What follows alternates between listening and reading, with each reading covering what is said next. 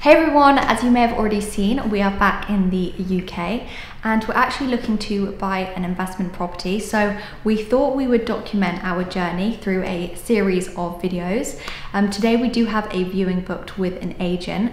This property is on the market for 160,000 and we thought we'd take you along with us, show you the property, what it's like inside, and at the end of the video we'll explain what we look for and if we make an offer on this property. So make sure to hit subscribe and follow our journey to buy our next investment property. So normally we do prefer off-market property deals, and over the next few weeks we're going to be vlogging the whole process of what we do to find those deals, such as our direct to vendor letter strategy. But right now it's still worth us viewing this property on with an agent. So before the viewing we made sure to ask them, has there been any other offers or any other interest? So there hasn't been any offers as of yet. Now the current price, we've done all our market research, it is still overvalued based on what others are selling at and the margin that we want to be getting. So we'll take you on the viewing and then see what we can offer and see if we can get a deal done.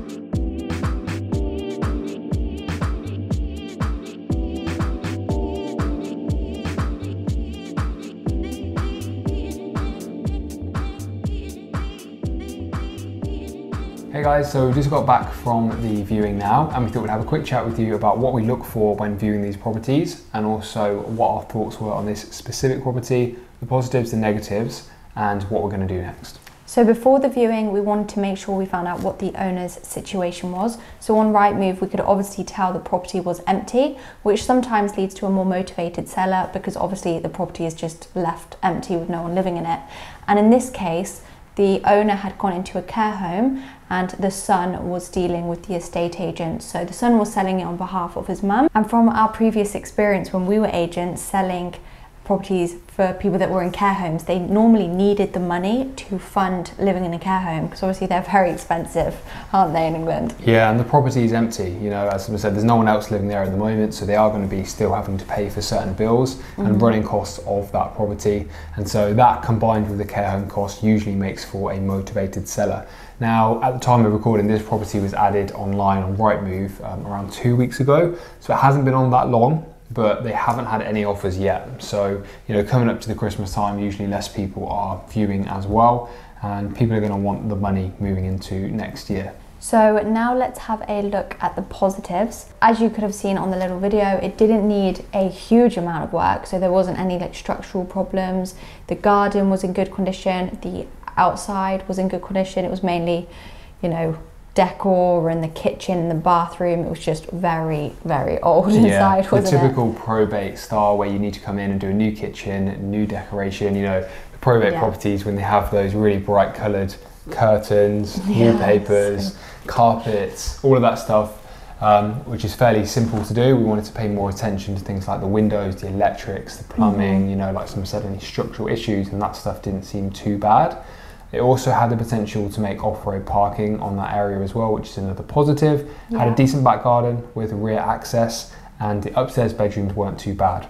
Now, looking at negatives, I would say the main one was the kitchen. Yes, the kitchen definitely. It was very small. Yeah, it was very small. Initially, when we looked at the photos, our plan was to see if we could convert the kitchen dining room into one open plan living room. Yeah. But there was a structural wall through the middle with quite a lot of pipe work coming down, which would have made it doable, but a lot more complicated and a lot more expensive. A second negative would be it's not our ideal area. So we have a specific gold mine area, which is actually quite a small area. It's got a lot of properties in, but this one's just a little bit of a different area, which we're not as familiar with all of the prices, but also we know that it's not as desirable of an area of this part of town. So usually that comes with the type of tenants that you're going to get, and obviously it has an impact on the value, and the capital appreciation isn't as high as some of the areas even like 1.5 miles away. Yeah, so we still want to have a look at it anyway, just in case, you know, we're still open to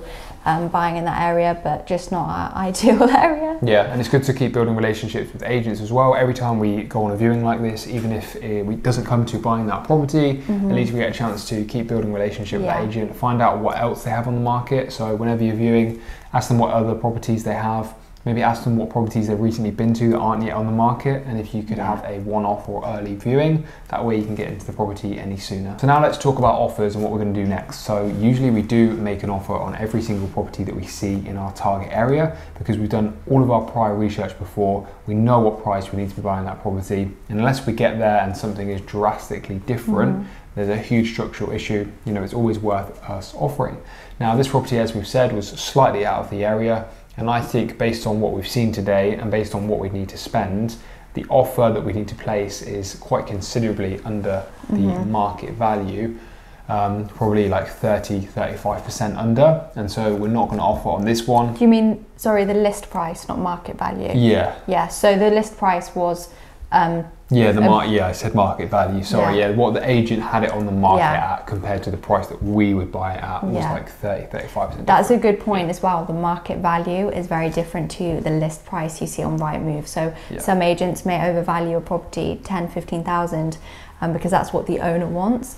So don't think if you're buying it 10,000 less, you're getting a good deal, because that could actually be the actual value of the property. Yeah, so we'll keep an eye on it. We'll follow it up. As we said, it's very recently been on the market. It's good that we've got in there. The agent does know we would be interested, but at a price that's a lot lower. Yeah. So we'll follow it up every month or so, and if it is still available end of January, end of February, then we may come in and make a lower offer then, as their motivation is going to increase. And in the meantime, we'll focus on our off-market direct-to-vendor strategies, which we prefer, and we'll be documenting all of that on this channel, so make sure to subscribe if you want to see more of that. And that's why we offer on mostly everything, because most of the viewings we do go to are off-market.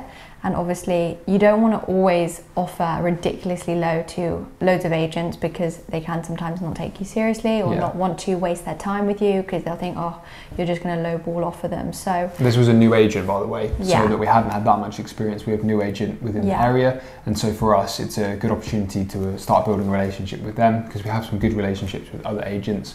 But whenever there's a newer agent, we want to start, obviously, introduce ourselves to them, let them know what we're trying to achieve, and then see how we can help each other moving forward. I think the key to this property is follow up. If it's available in a month or 2 months, we'll see what their situation is and maybe put an offer in which we think is more suitable. But we're not going to put anything forward at the moment.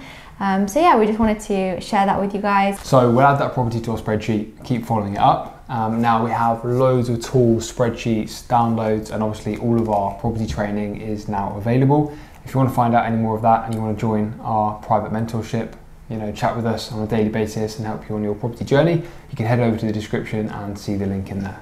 Thanks for watching, and if you enjoyed, make sure to hit that like button and subscribe. We'll see you in the next video.